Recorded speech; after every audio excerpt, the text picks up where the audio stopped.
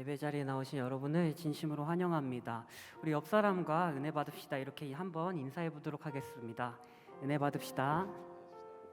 아멘. 모두 설 잘 지내셨나요? 코로나로 인해 많은 사람이 모이지 못해서 아쉬움이 남았던 설일 수 있겠지만, 또 한편으로는 또 월화수라는 휴일이 있어서 행복했던 한 주였던 것 같습니다. 우리 여느 동안 이 얻었던 기쁨과 힘들을 가지고 우리가 세상 가운데 나아가서 빛을 발하는 그리스도인들이 되기를 소망합니다. 우리 이 마음 가지고 각자 자리에서 일어나셔서 박수치며 찬양하겠습니다.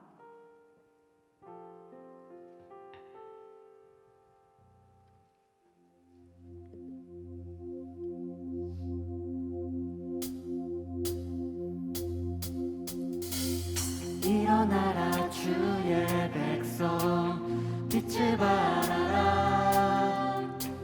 주가 너의 영광으로 임하시리라. 다시 한번 일어나라. 일어나라 주의 백성, 빛을 발하라. 주가 너의 영광으로 임하시리라. 다시 한번 일어나라. 일어나라 주의 백성, 빛을 발하라. 주가 너의 영광으로 임하시리라. 온 세상이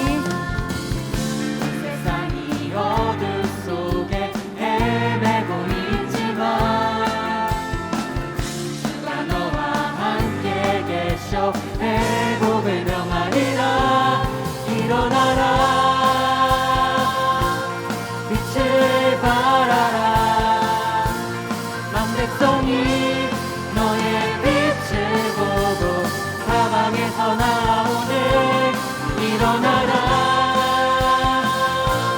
빛을 발하라. 만 백성이 자유함을 얻어 기뻐하는도다.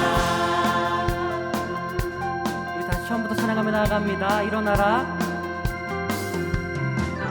일어나라 주의 백성, 빛을 발하라. 주가 너의 영광으로 임하시리라. 일어나라. 일어나라 주의 백성, 빛을 발하라. 주가 너의 영광으로 임하시리라. 어둠 속에 헤매고 있지만 주가 너와 함께 계셔 회복을 명하리. 일어나라. 일어나라 빛을 발하라. 만 백성이 너의 빛을 보고 사방에서 나오네. 일어나라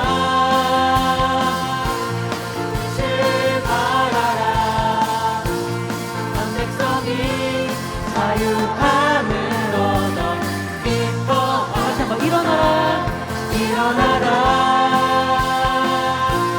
빛을 발하라. 만 백성이 너의 빛을 보고 사방에서 나오네. 일어나라 빛을 발하라. 만 백성이 자유함을 얻어 기뻐하는도다.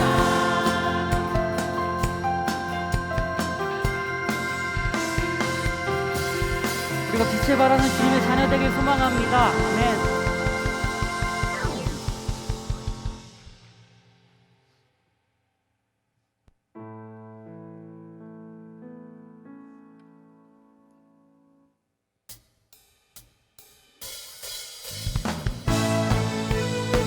주님께서 우리의 첫사랑 되십니다. 그 주님을 우리가 찬양하며 나아갑니다.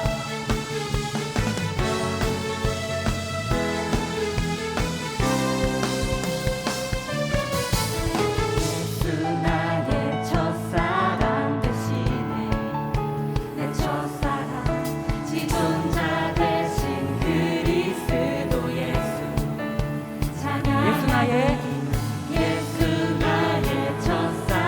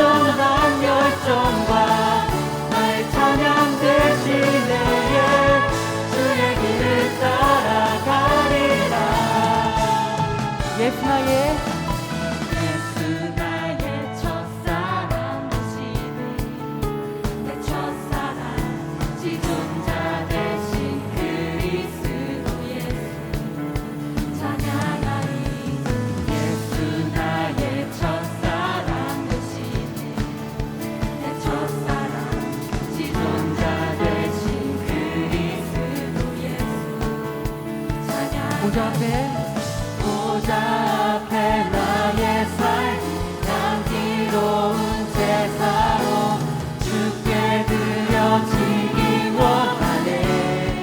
오직 주만 바라보며 나의 삶을 드리네. 다른 길은 찾지 않으리. 나의 온전한 열정과 나의 찬양 대신에 주의 길을 따라가리라.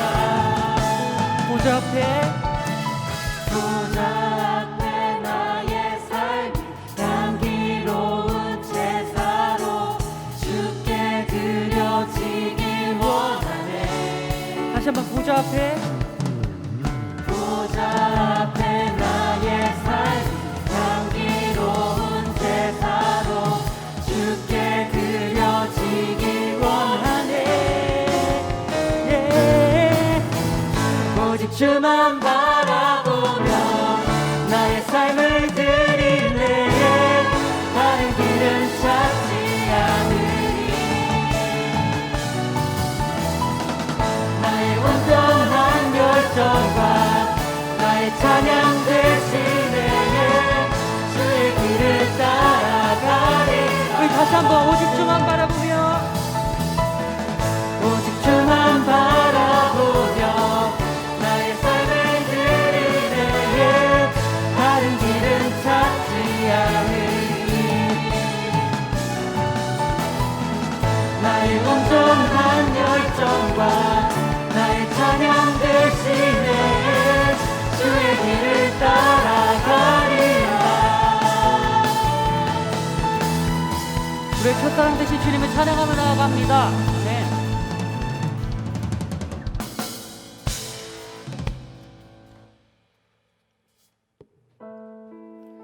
표대를 향하여 그리스도 예수 안에서 하나님이 위해서 부르신 상을 위하여 달려가노라.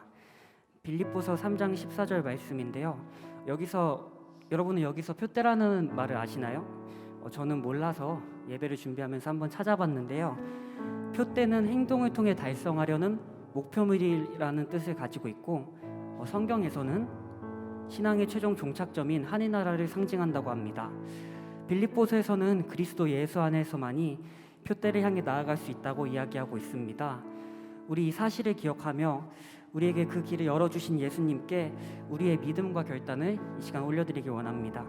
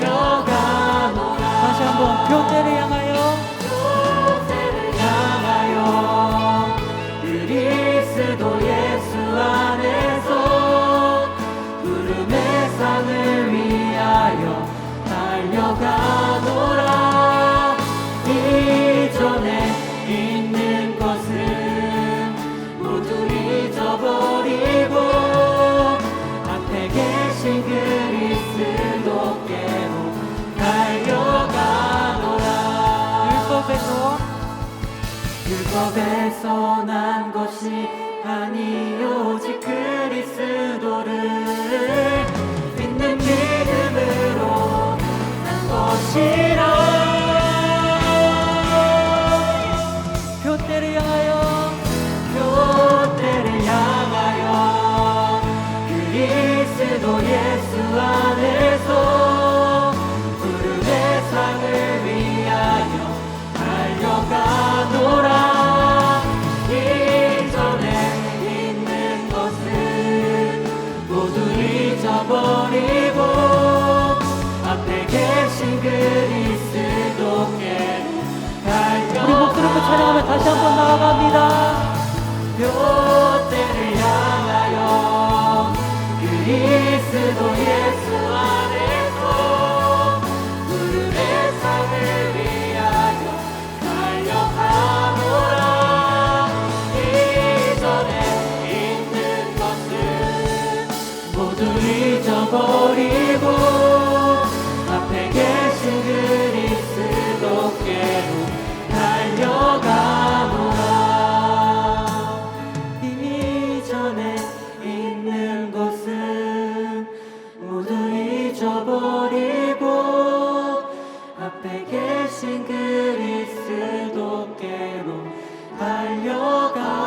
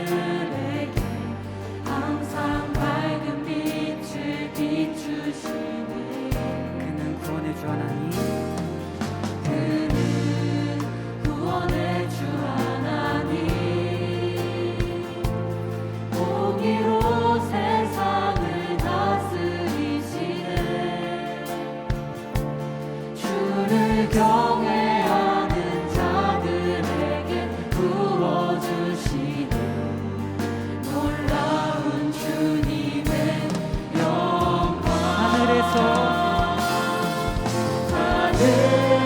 하늘에서 찬란하게 빛나는 주의 영광 이 땅에 오셨네. 어둠을 밝히고 새 생명 주시네. 영원히 빛나는 나의 예수님 높이 영광과 찬양 받으실 그 이름 경배합니다. 슬픔을 거두고 내게 자유 주시네. 기쁨의 노래를 영원한 나의 빛 예수. 다시 한번 하늘에서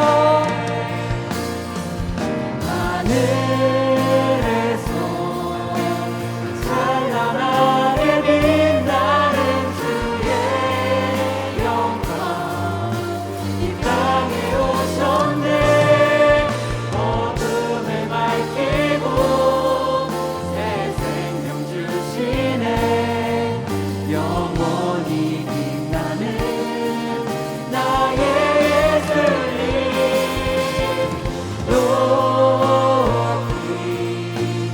영광과 찬양 받으실 그 이름 경배합니다.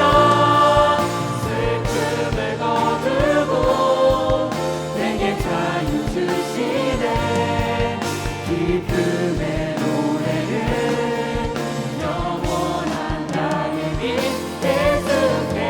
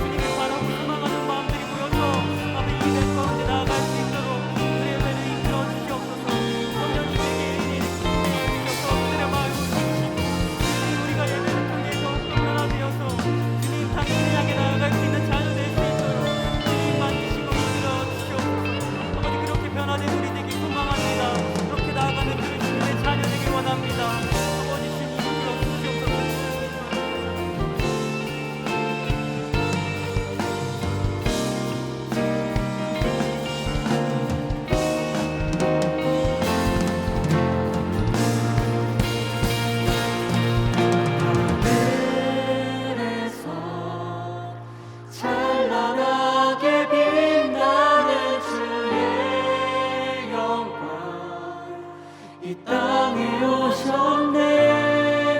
어둠을 밝히고 새 생명 주시네. 영원히 빛나는 나의 예수님 높이 영광과 찬양 받으실 그 이름 경배합니다. 슬픔을 거두고 내게 자유 주시네.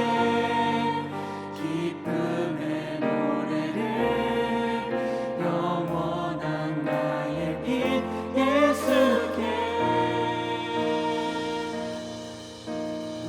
우리 기도하며 나갈 때 이렇게 기도하며 나가기 원합니다. 매 순간 주님께서 우리를 부르십니다. 우리가 그 부름에 응답하여 나가기 원한다고. 오늘 예배를 통해 우리가 다시 한번 믿음을 바로 세우고 주님께 나아가기를 원한다고 우리가 이 시간 기도하며 나아가시겠습니다. 사랑의 주님 아버지, 오늘의 예배를 사모하며 나왔습니다.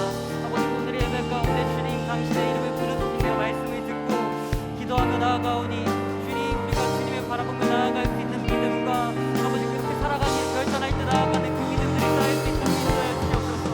아버지 주님, 그 믿음들이 모여서 아버지 주님의 부르짖으며 나아가는 우리들의 목소리가 가득 울려 퍼질 수 있도록 아버지 주님, 우리의 예배를 이끌어 주시고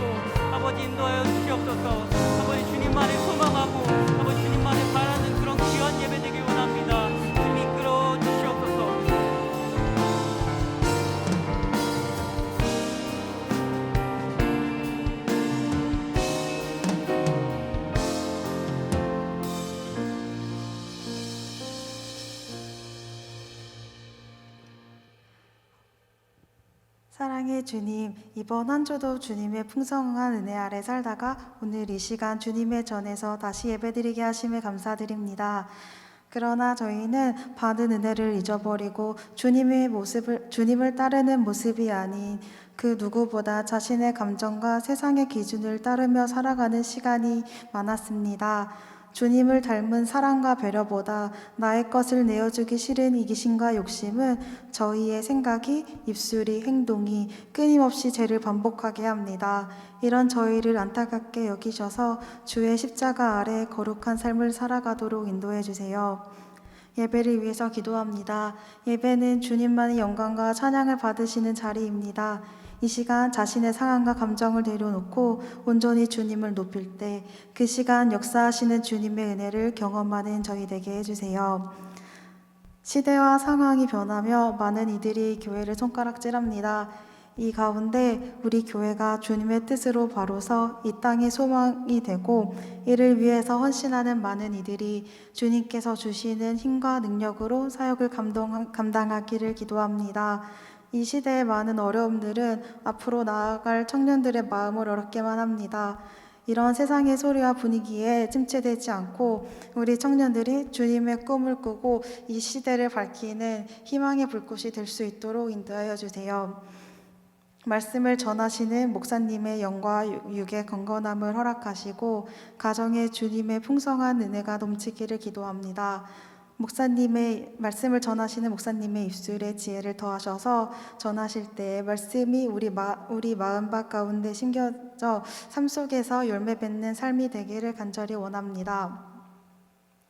이 모든 것을 가장 선하실 방법으로 이루실 우리 주 예수 그리스도의 이름으로 기도합니다. 아멘.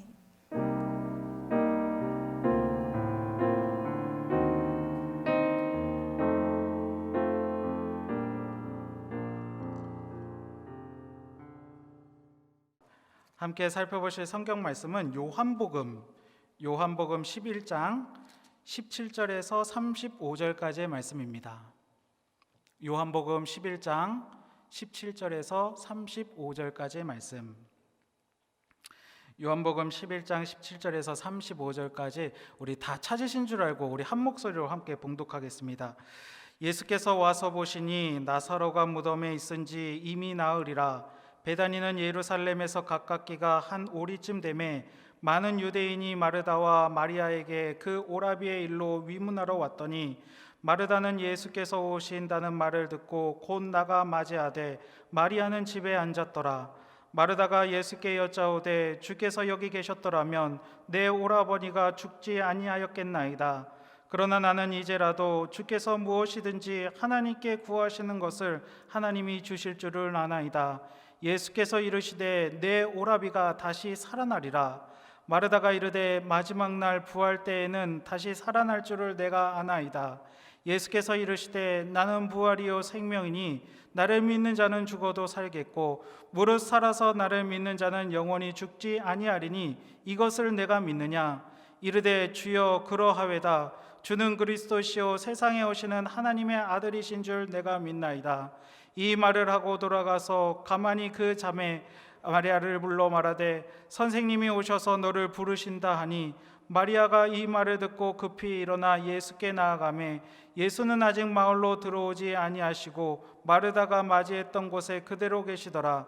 마리아와 함께 집에 있어 위로하던 유대인들은 급히 일어나 나가는 것을 보고 곡하러 무덤에 가는 줄로 생각하고 따라가더니 마리아가 예수 계신 곳에 가서 배웠고 그 발 앞에 엎드려 이르되 주께서 여기 계셨더라면 내 오라버니가 죽지 아니하였겠나이다 하더라.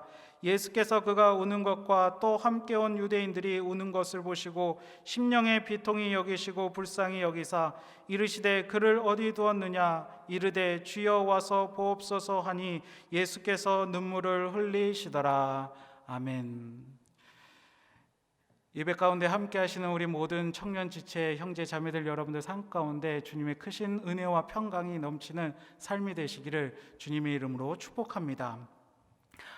때로는 우리가 우리 중에 믿음이 좋은 크리스천들이 있다 할지라도요, 이 기도하면서 기대했던 것이 속히 이루어지지 않고 또한 삶에서 계속 고난이 이어지다 보면 하나님을 향한 섭섭한 마음이 들 때가 있습니다. 또한 하나님께 대해서 실망스러운 마음도 들 때가 있습니다. 하나님 왜 기도에 응답해 주시지 않나요? 하나님 정말 저를 사랑하시나요? 하나님 정말 살아계시나요? 라고 물을 때가 있습니다. 여러분, 구약의 시편에는 150편의 주옥 같은 시들이 있습니다. 여기서 여러분들에게 질문 한 가지를 할까요? 시편 150편의 이 시들 중에서 하나님을 찬양하는 찬양시가 많을까요? 아니면 하나님께 감정을 토로하는 탄원시가 많을까요? 여러분들 뭐가 더 많을 것 같으세요? 정답은 탄원시가 훨씬 많습니다. 물론 대부분의 탄원시들이 처음에는 감정을 호소하는 탄원으로 시작했다가 마지막에는 하나님을 찬양하는 감사로 끝나긴 하지만 시편에는요, 하나님께 대한 솔직한 감정들을 서슴없이 표현하고 나타내는 이런 시들이, 탄원시들이 많다는 것을 보면 옛날 믿음의 선배들의 신앙생활의 모습이나 오늘 우리들의 신앙 모습은 별반 다를 것이 없다라고 보여질 때가 있습니다. 왜냐하면 우리들도 하나님께 기도할 때 하나님 찬양합니다, 하나님 영광 받으시옵소서 라고 기도하기보다는 하나님 응답해 주세요, 하나님 듣고 계시나요? 하나님 왜 응답해 주시지 않나요? 라면서 우리의 감정을 솔직하게 토로할 때가 많기 때문입니다. 미국의 유명한 기독교 저자인 필립 얀시가 하나님 당신께 실망했습니다 라는 책을 썼습니다. 그 책을 보면 필립 얀시는 하나님께 한 번도 실망하지 않은 사람들은 무신론자일 것이다 라고 이야기를 해요. 무신론자는 하나님께 기대하는 것이 없기 때문에 실망하지 않는다는 거예요. 그런데 반대로 하나님을 믿고 따르고 헌신하는 믿음의 사람들은요, 본능적으로 하나님을 기대할 수밖에 없기 때문에 때론 실망하기도 하고 때론 하나님께 섭섭한 마음이 들기도 한다는 것입니다. 여기서 우리가 분명히 알아야 될 것이 있어요. 그것은 무엇이냐? 하나님께 실망하거나 하나님께 섭섭한 감정이 나타나고 표현되어지는 것이 문제가 아니라는 사실이에요. 그것이 문제가 아니에요. 문제는 무엇이냐? 이 실망의 감정, 섭섭한 감정, 원망과 불평의 감정이 계속 유지된다거나 이 감정 때문에, 이 감정들로 인해서 하나님을 의심하고 하나님을 부정하고 하나님을 찾지 않는다면 이것이 문제가 되는 거예요. 상황과 환경에 따라서 감정이 믿음보다 앞서고 그 감정 때문에 믿음이 사라져버리는 것, 이것이 문제라는 얘기죠. 그래서 우리에게 필요한 것이 있어요. 그것은 무엇이냐? 우리의 감성을 조절하고 분별할 수 있는 바른 이성을 갖는 것, 지성을 갖는 것. 그리고 또한 모든 것에는 하나님의 뜻이 있음을 깨닫고 바라보는 믿음의 시선이, 영성이 우리에게 필요합니다. 오늘 말씀은요, 베다니에 살고 있던 나사로, 마르다, 마리아라는 삼남매 가정의 이야기입니다. 이 베다니 마을은 어떤 마을이냐? 예루살렘에서 약 3km 떨어진 아주 작은 마을입니다.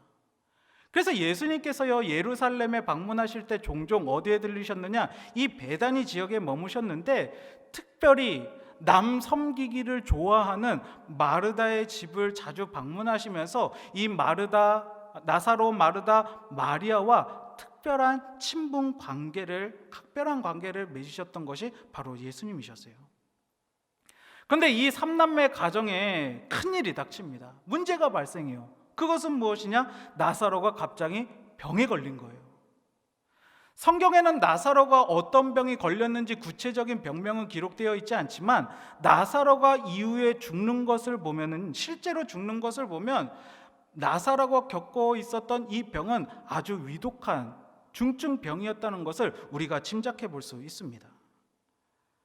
나사로가 이 큰 병에 걸리게 되자 마르다와 마리아는요, 예수님 게 사람을 보내요. 사람을 보내서 당신이 사랑하는 나사로가 병에 걸렸습니다 라는 소식을 알려드립니다. 아마 마르다와 마르야는요, 예수님이 이 소식을 들으면 곧장 베다니로, 곧장 나사로에게 찾아오실 것이라고, 달려오실 것이라고 기대했을 거예요. 왜요? 특별한 관계였으니까, 아주 가까운 관계였으니까요. 그런데 예수님이 오시지 않는 거예요. 예수님이 베다니에 멀리 떨어져서 못 오신 것이 아니었어요. 마음만 먹으면 금방 베다니의 나사로에게 찾아올 수 있는 거리에서 사역하고 계셨음에도 불구하고 예수님은 나사로가 병들었다는 소식을 듣고요, 꿈쩍하지 않으셨습니다. 마르다와 마리아에게는 이 나사로의 병, 이 나사로가 갖고 있는 큰 병은 그들에게 있어서 아주 큰 문제, 빨리 해결해야 할 큰 상과 같은 문제였을 거예요. 근데 예수님한테는 그것이 문제가 되지 않았어요. 문제이지 않았습니다. 두 자매에게는 큰 문제, 빨리 해결되어야 될 문제였는데 예수님은 오히려 그런 그들에게 나사로가 걸린 병 죽을 병 아니야, 문제 아니야, 괜찮아. 오히려 이것을 통해서 하나님과 하나님의 아들의 영광이 나타날 거야, 영광을 위한 일이야 라고 이해할 수 없는 말씀을 하시고는 긴박한 상황을 대수롭지 않게 여기신 분이 예수님이셨어요. 근데 결국 일이 터지고 말았습니다. 어떤 일이 터졌느냐? 죽을 병이 아니라고 했던 나사로가 죽게 된 거예요. 오늘 본문, 함께 읽은 본문 17절은 이렇게 기록합니다. 예수께서 와서 보시니 나사로가 무덤에 있은지 이미 나흘이라. 예수님께서 베다니 지역에 오셨는데 그때는 이미 나사로가 죽은 지 나흘이나 된 시점이라는 것이죠. 유대인들의 전통에 따르면 죽은 자의 영혼은요, 나흘간은 그 시체를 떠나지 않는 전통, 믿음이 있었습니다. 본문에 나사로가 무덤에 있은 지 나흘이나 되었다고 기록한 것은 나사로가 완전히 살아날 희망이 전혀 없는 완전한 죽음에 이르렀다는 것을 표현하고 있는 거예요. 즉 예수님은 나사로를 만나기 위해서 베다니에 오셨는데 그때는 이미 나사로가 완전히 죽은 뒤에 오셨다는 거예요. 죽지 않는다고 하셨는데 여러분들, 예수님의 이러한 행동과 모습이 이해가 되십니까? 마르다와 마리아의 입장에서도요, 예수님의 이러한 행동이 이해될 수 있었을까요? 도무지 이해할 수 없었을 것 같아요. 예수님과 우리가 어떤 사이인데, 예수님 얼마나 나사로 사랑하시는데, 예수님 멀리 계신 것도 아니고 금방 여기 오셔서 나사로 볼 수 있었을 텐데, 예수님이 일찍 오셨더라면 우리 오라버니 나사로는 죽지 않았을 텐데 왜 이제야 오신 거야? 라는 마음이 들지 않았을까요? 아니나 다를까 마르다와 마르야는요, 예수님을 만나자마자 똑같이 이야기해요. 뭐라고 얘기하느냐? 주께서 여기 계셨더라면 내 오라버니가 죽지 아니하였겠나이다 라고 마르다와 마리아가 똑같이 예수님을 만나자마자 이야기를 합니다. 이 말에는요, 예수님께 대한 섭섭한 마음, 실망스러운 마음, 또한 속상하고도 슬픈 마음, 아픈 마음이 묻어있는 말이었어요. 때론 우리들도 살다 보면, 신앙생활 하다 보면 마르다와 마리아와 같은 심정, 마음이 들 때가 있습니다. 나는 절박한데, 빨리 해결되어야 하는데, 구해져야 하는데, 얻어야 하는데 하나님 왜 아직도 주시지 않나요? 하나님 기도했는데 왜 응답이 없는 건가요? 라고 할 때가 있지 않습니까? 마르다와 마리아의 심정이 참으로 공감이 돼요. 하지만 이럴 때마다 우리가 분명히 알아야 할 것이 있습니다. 그것은 무엇이냐? 예수님은 우리와 전혀 다른 생각과 마음과 계획과 뜻과 방법을 분명히 가지고 계시다는 사실이에요. 예수님은 아무 이유 없이, 아무 뜻 없이, 계획 없이 나사로의 방문을 지체하신 것이 아니라는 거예요. 예수님은 우리가 이해할 수 없는 방법이지만 나사로의 죽음을 통해서만 말씀하시고 가르칠 수 있는 분명한 뜻이 있었고 계획이 있었다는 사실입니다. 그것이 무엇이냐? 오늘 본문은 아니지만 우리 요한복음 11장 15절 말씀, 11장 15절 말씀을 함께 한 목소리로 읽겠습니다. 내가 거기 있지 아니한 것을 너희를 위하여 기뻐하노니 이는 너희로 믿게 하려 함이라. 그러나 그에게로 가자 하시니. 예수님께서 뭐라고 얘기하세요? 너희로 믿게 하려 함이라. 예수님이 나사로를 방문하신 것을 지시하신 이유, 예수님께서 나사로의 죽음을 기다리신 이유, 예수님께서 실망과 상심에 빠져 있는 그 마르다와 마리아 두 자매를 뒤늦게 만나신 이유가 여기 있어요. 무엇이냐? 믿게 하려 하기 위해서. 그러면 여기서 우리가 질문을 던져야 돼요. 빠른 질문을 던져야 됩니다. 그러면 예수님께서 제자들에게 무엇을 믿게 하시려고 하신 것일까? 예수님께서 나사로의 죽음 앞에 실망하고 좌절하고 있는 두 자매 마르다와 마리아가 무엇을 믿기를 바라셔서 지체하신 것일까? 죽음을 통해서만 알 수 있는 그 놀라운 비밀이 무엇일까라는 것을 물어야 돼요. 이에 대한 답이 어디에 나오느냐? 예수님과 마르다의 대화에 나와요. 우리 먼저 함께 읽은 본문 23절 말씀, 24절 말씀을 함께 한 목소리로 읽겠습니다. 자, 시작. 예수께서 이르시되 내 오라비가 다시 살아나리라. 마르다가 이르되 마지막 날 부활 때에는 다시 살아날 줄을 내가 아나이다. 예수님께서 마르다에게 말씀하셨어요. 무덤에 나흘이나 있었던 나사로가, 네가 완전히 죽었다고 믿고 있는 그 나사로가 어떻게 해요? 살아나리라. 예수님께서 말씀하셨어요. 마르다는 나사로가 살아난다는 이 예수님의 말을, 그 뜻을, 그 계획을 온전히 깨닫지도 못했고 믿지도 못했어요. 그래서 이야기하는데 어떻게 이야기하느냐? 맞아요, 예수님, 맞아요. 우리 오빠 나사로 살아날 거예요. 그런데 언제냐? 훗날, 마지막 날에 살아날 것을 내가 믿습니다도 아니라 어떻게 해요? 내가 압니다라고 고백을 합니다. 여러분, 마르다의 이 대답이 믿음 있는 대답이라 보이십니까? 어찌 보면 믿음이 있는 것처럼 보여요. 왜냐? 언젠가 살아날 것이라는 기대와 믿음을 갖고 있기 때문에. 어찌 보면 참 믿음이 있는 것처럼 보이지만요, 사실 이 말은 예수님께서 원하셨던 온전하고도 확실한 믿음의 고백이 아니었습니다. 여러분, 믿음이 있다면 할렐루야, 아멘, 살려주세요 해야지요. 근데 마르다는 이야기예요. 훗날, 먼 훗날, 마지막 때에, 부활의 때에 우리 오라버니가, 나사로가 살아날 것을 압니다. 믿는다고도 안 해요. 압니다라고 얘기를 해요. 여러분, 이것은 마르다의 기대와 바램이 나사로가 살아날 것이라는 그것이 마르다에게 있어 기대와 바램과 가능성이지, 이것을 믿음이라고 볼 수는 없습니다. 여러분, 우리가 신앙생활 하면서요, 분명히 분별하고 깨달아야 될 것이 있는데, 그것은 무엇이냐? 기대와 가능성을 믿음으로 착각해서는 안 되는 거예요. 기대와 바램과 가능성을 마치 믿음이라고 생각해서는 안 된다는 거예요. 마르다의 이 대답에 예수님께서 말씀하셨습니다. 대답해 주셨어요. 우리 본문 25절, 26절 말씀을 다시 한번 한 목소리로 읽겠습니다. 자, 시작.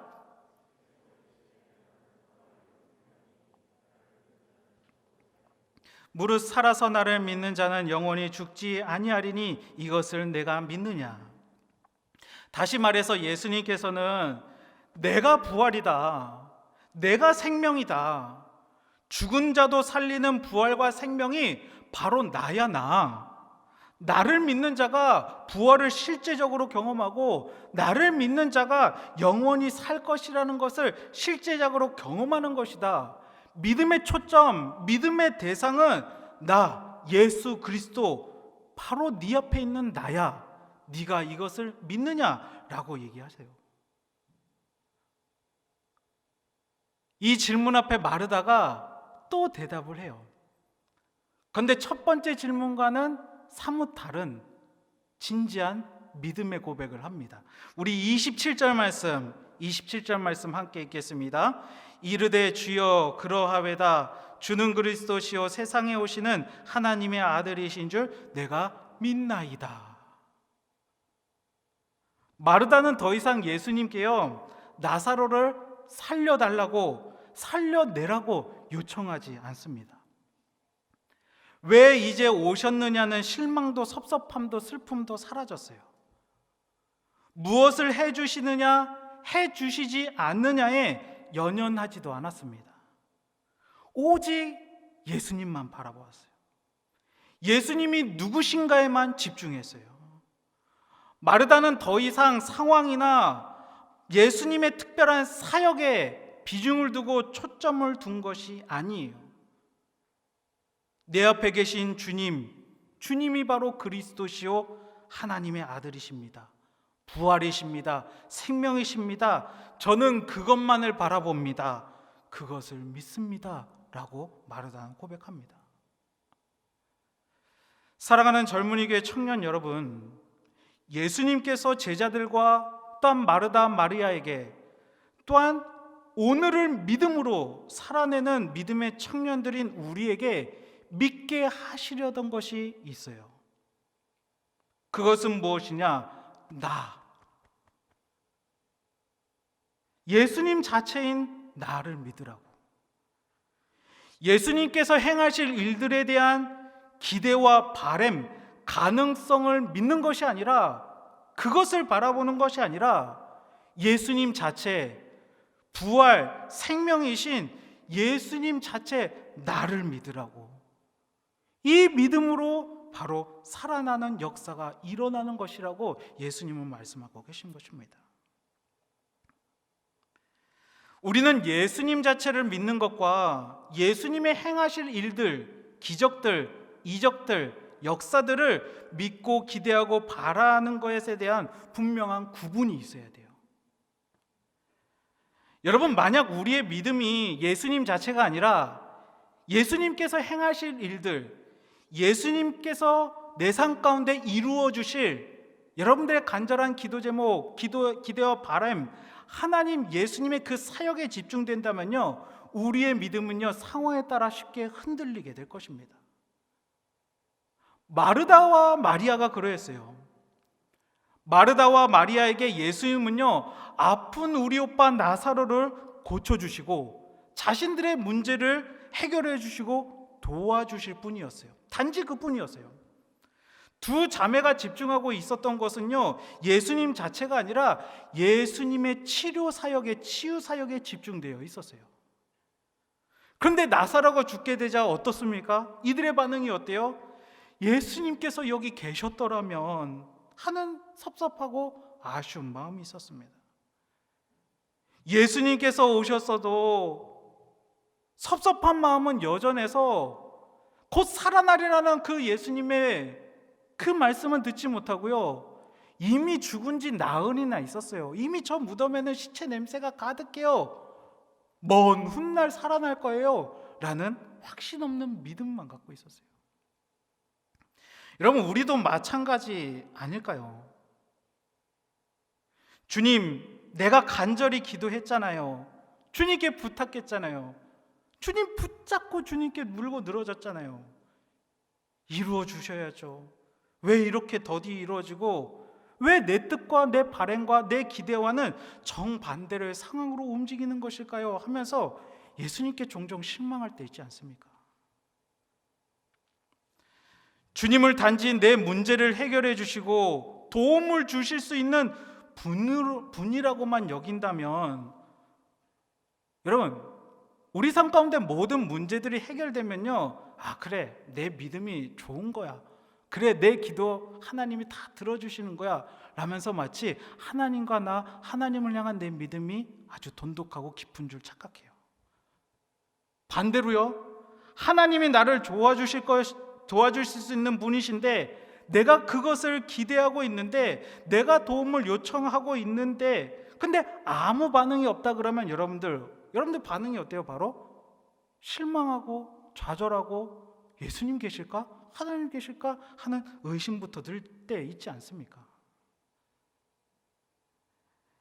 예수님은 제자들과 마르다, 마리아를 포함한 우리 모두가 이러한 연약함이 있는 것을 알고 계셨어요.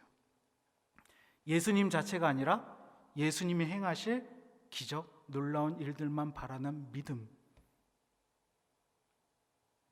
여러분, 우리가 신앙생활 하면서 믿음으로 승리하며 담대하게 살아가지 못하는 이유가 무엇인 줄 아세요? 간절함이 없어서요? 아니요. 바램이 없어서요? 아니요. 기도하지 않아서 담대하지 않나요? 아니요. 믿음의 대상, 믿는 자체가 잘못된 거예요. 부활이요 생명이신 예수님을 믿어야 하는데, 예수님이 행하실 놀라운 일들, 기적들, 그것만을 기대하고 그것만 믿는 거예요. 그렇기 때문에 내 삶 가운데 아무 일도 일어나지 않으면 믿지 못하는 거예요.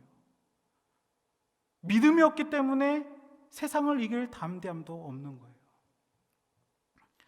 그래서 예수님은 말씀하시는 거예요. 믿음의 대상이 무엇인지를, 무엇을 믿어야 하는지를, 믿는 예수가 누구인지를 분명하게 말씀하고 계신 것입니다.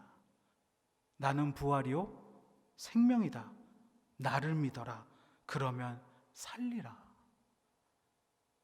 그래서 예수님께서 종종 기적, 이적들을 행하시고 이렇게 다니실 때마다 거기 가운데 함께 있던 제자들 혹은 사람들에게 종종 얘기하셨던 것이 있어요. 뭐냐?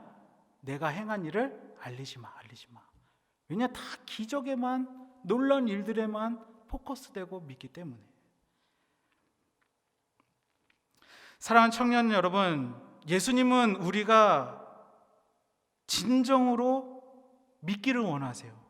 그런데 무엇을 믿기를 원하시느냐? 나, 예수 그리스도, 예수님 자체가 부활이요 생명이심을 믿기 원하세요. 오직 예수님을 바라보며 믿음이 있을 때 상황과 환경, 마음의 감정과 상태에 따라서 흔들리는 믿음이 아니라 모든 상황 속에서도 흔들리지 않는, 죽음 속에서도 고난 속에서도 역경 속에서도 포기하지 않고 상심하지 않는, 승리하며 살아낼 수 있는 믿음의 삶을 알려주고 계신 거예요. 나를 바라봐. 사랑하는 청년 여러분, 예수님이 부활이십니다. 예수님이 생명 되십니다. 예수님이 그리스도시세요. 예수님이 하나님 본체이시면서 하나님의 아들 되십니다. 이 예수님을 믿고 따르는 저와 여러분들 되기를 축복합니다. 제가 오늘 말씀을 묵상하면서 깊이 묵상하게 된 한 인물이 있어요. 그것이 누구냐? 마리아예요. 마리아. 여러분, 마르다는요, 예수님이 베다니에 오셨다는 그 소식을 듣고요, 예수님을 적극적으로 만나고자 찾아갔어요. 그런데 마리아는요, 아니었어요. 마리아는 집에 앉아 있었어요. 여러 가지 이유가 있었겠지만 마리아는 나사로를 잃어버린 그 슬픔, 상실감, 또는 예수님께 대한 섭섭함, 실망감으로 집에 앉아 있는 것처럼 보여져요. 예수님을 찾지 않는 것처럼 보여져요. 근데 그때 마르다가, 먼저 예수님 만난 마르다가 마리아에게 가서 이야기를 합니다. 선생님이 오셨어. 그리고 너를 부르고 계셔. 예수께서 오셔서 너를 부르신다. 가족을 잃어버린 것 같은 가족을 잃어버린 깊은 슬픔에 빠져 있는 마리아를 예수님은 불러주셨어요. 어쩌면 예수님께 정말로 깊이 실망해서 예수님을 찾지 않고 외면하고 있었을지도 모를 그녀를 예수님은 먼저 찾아 불러주셨어요. 마리아야, 이제 나와. 집 안에만 머물러 있지 말고 이제 나와. 나에게로 나오거라. 예수님 말씀하셨어요. 그리고는 슬퍼하는 마리아와 함께 우셨어요. 그녀의 마음을 위로해 주셨습니다. 많은 학자들이 이 예수님의 울음의 의미에 대해서 이야기들을 많이 해요. 예수님이 정말로 그 마리아가 슬퍼서, 마리아의 그 눈물을 보고 슬퍼서 공감하는 눈물이다. 혹은 아직도 예수님이 어떤 분이신지를 알지 못하는 자들에 대한 비통함과 안타까운 마음에 불쌍히 여기는 눈물이다 라고도 해석을 합니다. 근데 정확한 이유가 어찌되었던 간에 분명한 사실이 하나 있는데, 그것은 무엇이냐? 예수님은요, 사랑하시기 때문에 마리아와 함께 울어주신 거예요. 마리아가 주님께 실망해도 그래, 그래도 나는 괜찮아. 나는 너를 사랑해. 믿음이 연약해도 좋아. 그래도 나는 너를 사랑해. 너는 상황과 환경에 따라 나를 믿고 따를지 모르지만 나는 어떠한 상황에서도 감정 속에서도 변함없이 너를 사랑해. 여러분, 이 예수님의 마음이 느껴지십니까? 예수님의 사랑이 담긴 그 부르심이 여러분들 들리시나요? 사랑하는 청년 여러분, 저는 여러분들이 이 예수님의 부르심이 들려지기를 소망합니다. 예수님이 우리를 얼마나 사랑하시는지를 깨닫게 되기를 소망해요. 이 부르심을 들을 수 있다면, 사랑을 안다면 우리는 늘 변함없는 모습으로 주님만 의지하며 살아갈 수 있을 거예요. 주님이 지금도 나를 부르신다. 나를 여전히 사랑하며 부르신다. 비록 내 삶 가운데 어려움이 닥치고 내가 그토록 바라고 원하는 일들이 풀리지 않아더라도, 두려움, 어려움이 나에게 닥쳐올지라도 여전히 나를 사랑하시는 그 예수님이 지금도 나를 붙잡고 계시고 나를 찾아와 부르시고 나를 일으켜 세우신다는 그 사실을 믿게 될 때 우리는 살리는 주님의 역사를 경험할 수가 있는 거예요. 연약해도 좋습니다, 여러분. 하나님께 하나님 왜 나한테 왜 이루어 주시지 않는, 상심 가득하고 좌절 가득하다고 부족해도 여러분 괜찮아요. 근데 거기까지 이후에는 어떻게 해야 되느냐? 그것보다 더 크신 하나님 예수님의 사랑을 깨달아야 돼요. 지금도 부르시는 예수님의 그 음성을 들어야 합니다. 나는 수시로 바뀔 수 있지만 예수님은 변함없이 우리를 사랑하신다는 그 믿음을 놓치지 말아야 돼요. 그것만으로도 여러분 충분해요. 나를 사랑하시는 예수를 믿고 따르는 청년 여러분들 되기를 소망합니다. 여러분, 말씀을 정리하겠습니다. 예수님께서 오늘 저와 여러분에게 요구하시는 믿음의 모습이 있어요. 그것은 무엇이냐? 오직 예수님입니다. 여러 가지 상황과 환경으로 인해 영적 침체에 빠져 있고 깊은 침체에 빠져 있는 우리를 향해 나오라고 부르시는 믿음의 자리, 결단의 자리가 있습니다. 그것이 어디냐? 바로 예수님을 만나고 예수님을 바라보는 그 자리. 믿음의 대상이 오직 예수님이심을 고백할 때 우리가 살아나게 될 줄 믿습니다. 나사로를 잃어버린 슬픔 가운데 집에만 앉아 있었던 마리아처럼 그런 모습이 아니라, 힘겨운 나날들 가운데 두려움과 불안함과 실망이라는 공간에 머물러 사는 인생이 아니라 부활이요 생명 자체이신 빛이신 예수님을 만나고 예수님만을 바라보고 예수님만을 믿음으로 말미암아 예수님의 그 사랑의 부르심에 응답하며 살아가는, 그로 말미암아 승리하는 삶을 살아가는 사랑하는 춘천중학교의 젊은이 청년 여러분들 되시기를 주님의 이름으로 축복을 드립니다.